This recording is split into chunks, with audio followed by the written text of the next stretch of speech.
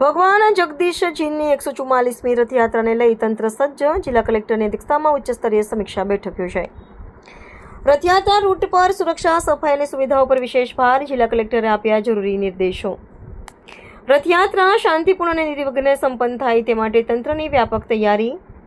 પાટણ જિલ્લાના ઐતિહાસિક નગર પાટણ ખાતે આગામી તારીખ 16 જુલાઈ 2026ના રોજ ભગવાન જગદીશજીની 144મી ભવ્ય રથયાત્રા તેમજ સિદ્ધપુર ખાતે ભગવાન ગોવિંદ માધવજીની રથયાત્રા નીકળનાર છે. બંને રથયાત્રાઓ શાંતિપૂર્ણ, સુરક્ષિત અને સુચારુ રીતે સંપન્ન થાય તે માટે જિલ્લા કલેક્ટર ડોક્ટર પ્રશાંત જીલોવાના અધ્યક્ષસ્થાને રથયાત્રા આયોજકો અને વિવિધ વિભાગોના અધિકારીઓ સાથે સમીક્ષા બેઠક યોજાઈ હતી.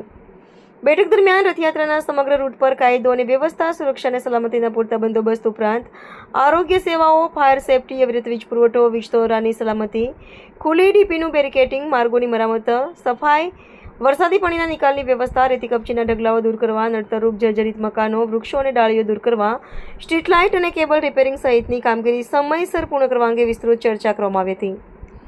આ ઉપરાંત રથયાત્રા દરમિયાન પ્રસાદની ગુણવત્તાની ચકાસણી, રથયાત્રામાં સામેલ પશુઓના આરોગ્યની તપાસ, માર્ગ પરના સ્પીડ બ્રેકર દૂર કરવા, ટ્રાફિક વ્યવસ્થાનું અસરકારક આયોજન, અસામાજિક તત્વો સામે આગોતરા પગલાં તેમજ પાટણ શહેરના 3 દરવાજાથી રતનપોળ સુધીના માર્ગ પર પૂરતી લાઇટિંગ વ્યવસ્થા સુનિશ્ચિત કરવા સંબંધિત વિભાગોને જરૂરી સૂચનાઓ આપવામાં આવી હતી.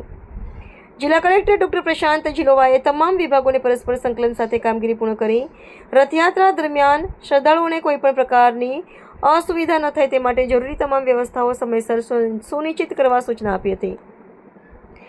આ સમીક્ષા બેઠકમાં જિલ્લા પોલીસ વડા શ્રી વી.કે. નાઈ, નિવાસી અધિક કલેક્ટર ડોક્ટર મેહુલ બરાસરા, મંદિર ટ્રસ્ટના શ્રી પિયુષભાઈ આચાર્ય, સેવાભાવી સામાજિક સંસ્થાઓના પ્રતિનિધિઓ તેમજ વિવિધ વિભાગોના અધિકારીઓ ઉપસ્થિત રહ્યા હતા. રિપોર્ટર પંકજ સાધુ, પાટણ.